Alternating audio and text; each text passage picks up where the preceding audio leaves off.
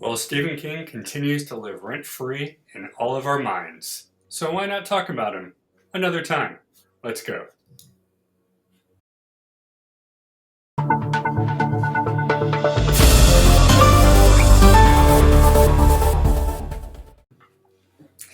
Hey guys, my name is Rob. This is my mom, Karen, and this is Books, Banter, and Beyond. And yes, that intro might have sounded negative, but no, it actually is true. He is still, I think, if you Google all-time best and all-time most prolific, he's still up there on, I think, the top Right. 10. And when I think horror, I think him. I mean, there. Yeah, I don't. it's very hard to find somebody else Right. out there.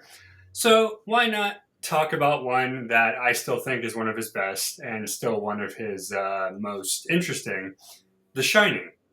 We've talked about it before, but I figure we'll go a little more in depth today and discuss why it still is so scary for people.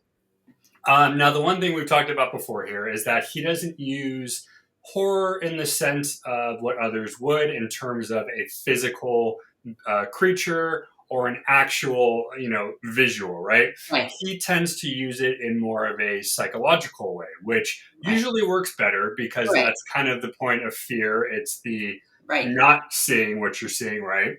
Right. And for those who don't remember or need a refresher, The Shining covers Jack and his family. He was asked to be the caretaker of the Overlook Hotel. Of course, it's during a massive snowstorm that kind of wipes out all of the power. There's one other individual that lives there. He's basically the groundskeeper that tries to keep things in order, but, doesn't make it out. As time goes on, we notice that Jack and his family kind of go through some changes mentally as to being basically stuck in the middle of nowhere, similar to kind of like what was it, like the Donner Party type of deal, where you're Right. all of a sudden you can't go anywhere. What do? You kind of fight for your Existence. Yes. existence, right? So as the story goes on, Jack gets more and more crazy, lack of a better term, to the point where he actually ends up he has to be killed for his wife and son to Right. make it back down the mountain. The story, if you think of it that way, it's really not that different from any others, right? It's not that great of a tale. But when you read the story and you look at the words and the verbiage and all that, you understand that it's not necessarily the fact that he is going mad that's the scary part. It's the human, what is it, the psyche, I think is the right word, and how it devolves when you are put in a situation where you can't control it, right? What I'm fascinated by is that he's the one who goes crazy, not the rest of the family. So, and they're That all always exposed to the same thing. confused me a bit because you would assume that if all three of them were there, they would all suffer from the same. I still to this day can't figure out the specific reasoning other than maybe he just needed one villain and the others, stayed the good guys, so to speak. But yeah, it's one of those aspects of it. I think that's why I enjoyed it so much because no matter how much I read it, I still don't know why it Right. went down that way. Yeah, that's a good And good point. it kind of makes you want to know a little bit of like the prequel. Like, what is it about this guy, Jack, that Right. ultimately it hits him in a way that he goes crazy? And what it is about the other characters, the other family members that they don't.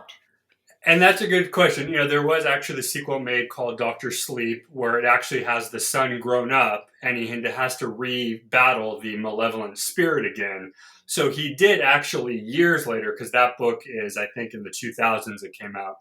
So he came back and he kind of gave us the second that we kind of wanted, I guess. Right. I don't, it's hard. I don't know that one as well, so I'm not going to speak too much. But I remember that it follows the same character, but as an older adult who kind of has to relive the trauma as Right. he was as a kid.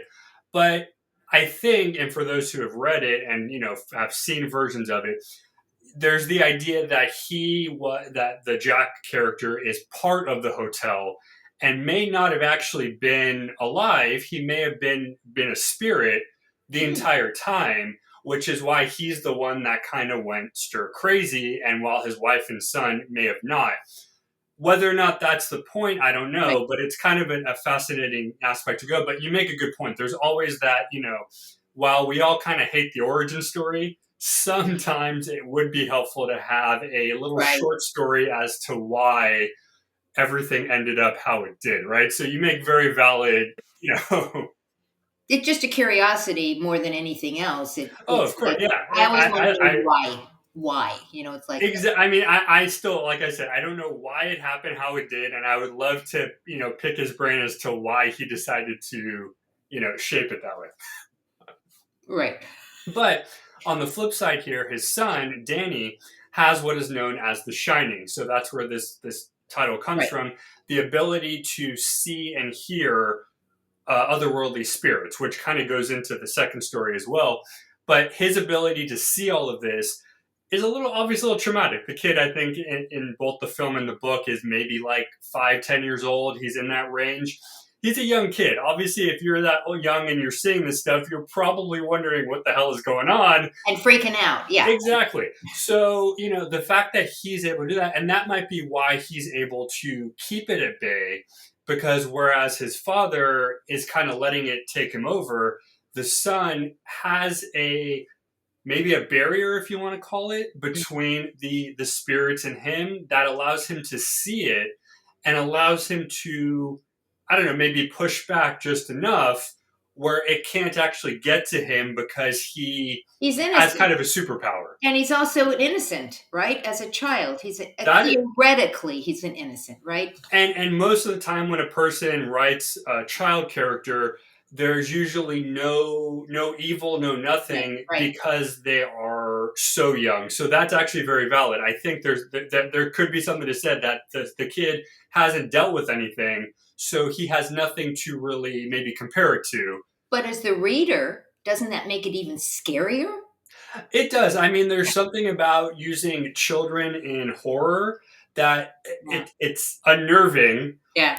but you also then realize, okay, I see his purpose here. It kind of Right. counteracts his dad in a way. So that I like that. That's a very good way to shape it a little bit. Yeah. That's There you Do, go. do you think that that this book and Stephen King's writing, does it change your traditional horror tropes? Does it change this whole thing, or is it same old same old?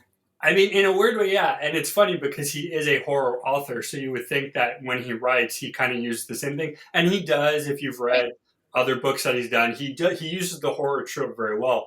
But I think this is one of those times where, whether it was on purpose or just it worked out well, he went against his normal writing, or I'm sorry, he went against the normal writing of horror, and Right. decided, let's see what happens when I don't give you any visual per se, and you just kind of have to play it out and see what happens. And I think the fact that you have to walk through the hotel and figure out what's going on, that's where he flips it. And I think Right. that's what makes it better. And I've said before, I think not many people can do that very well. Right.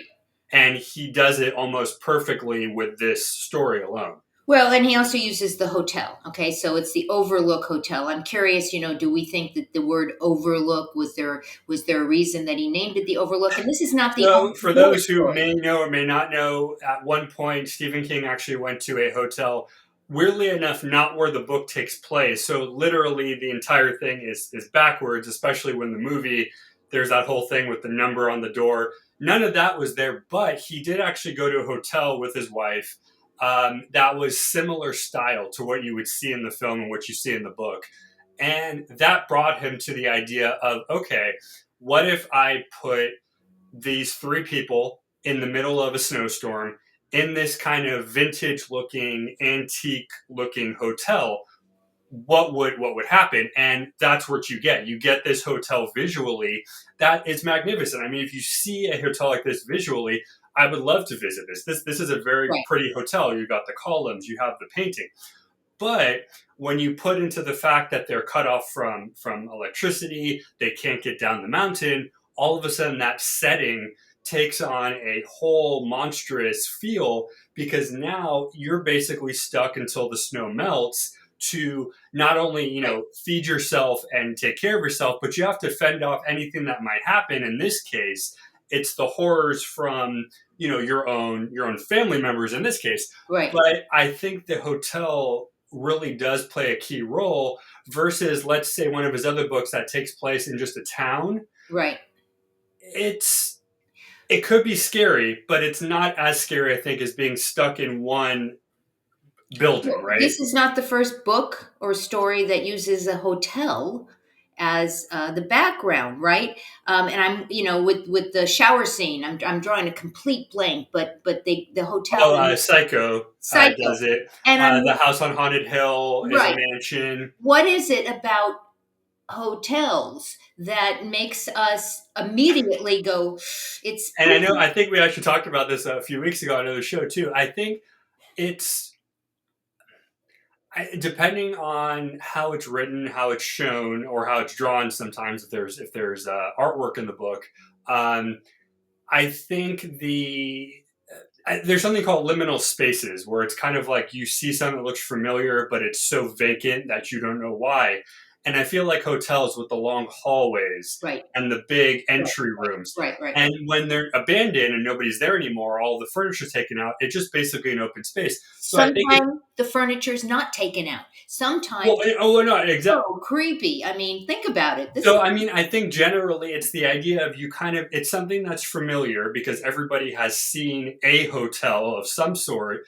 And it's the idea of where'd everybody go? right, What's going on? So I think giant buildings generally, a house can be scary. And I know books have been written that, but I think the bigger the size of the building, like a hotel, like a mansion, the more fear you can bring because there's so much right, empty space right. that you don't know what to do with yourself and you're running around and there's always those, I think it's the Scooby-Doo cartoons where they're going back and forth and there's endless doors and you're going, I just came out of there but now Right. I move, like, so there's something about giant areas that you don't know what you're doing and it becomes unnerving, I think. It is very unnerving. Well, this perfect timing to put up the screen because you have horror books and all sorts of things along this line in the bookstore in the next chapter bookstore.shop.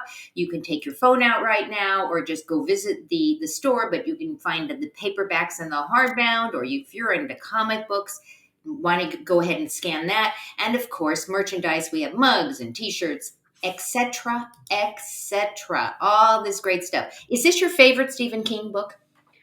I probably have to say yes. If I said no, that'd probably be a lie. I would say there's a couple that are up there, but I think every time I think of him, this is the first one that comes to my mind. So Yeah, he did something right, and he lives rent free in all of us now. So I good know. for him.